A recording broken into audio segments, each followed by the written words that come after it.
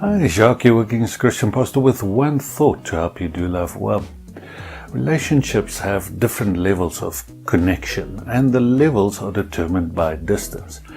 I will not respond the same way to someone I've just met than I would respond to my wife or my children.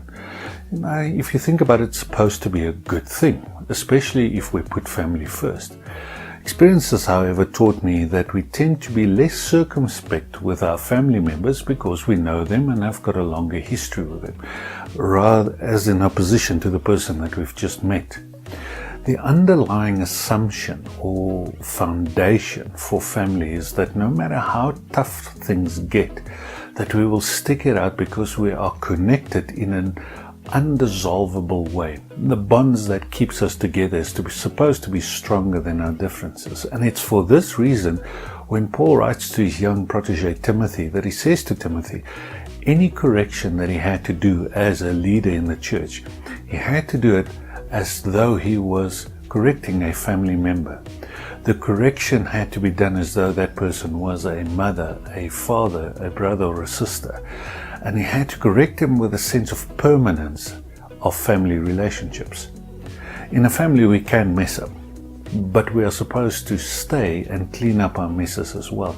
And that brings me to the question that I want to place before you today.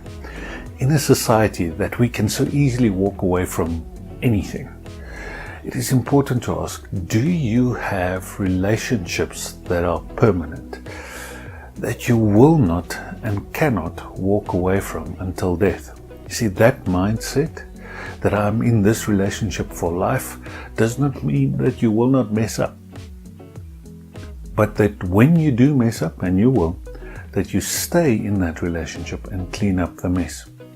This relationship, this perspective to relationships creates a safety net for relationships to flourish. So can I encourage you today, stay in it and treat all your relationships as family.